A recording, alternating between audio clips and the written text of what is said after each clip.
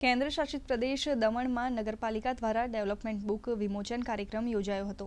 મોટી દમણ નગરપાલિકામાં આ કાર્યક્રમ દરમિયાન પ્રમુખ અસ્પી દમણિયા તેમજ અન્ય વોર્ડ કાઉન્સિલર્સ ઉપસ્થિત રહ્યા હતા.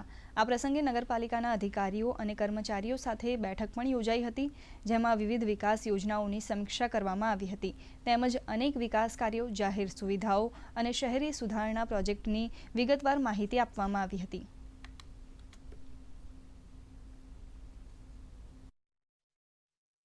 બુકમાં જે મેં તમને કહ્યું, જે ડેવલપમેન્ટ વર્ક્સ અમે લોકોના ટેન્યુરમાં થયા છે, હજારો કરોડના, ચાહે वो STP પ્લાન્ટ હોય, જે વિભિન્ન તેને દર્શાવ્યા છે. નગરપાલિકાનું કાર્ય શું છે, નગરપાલિકાનો પાવર શું છે, બનતા તક પબ્લિક માટે કર્યું છે.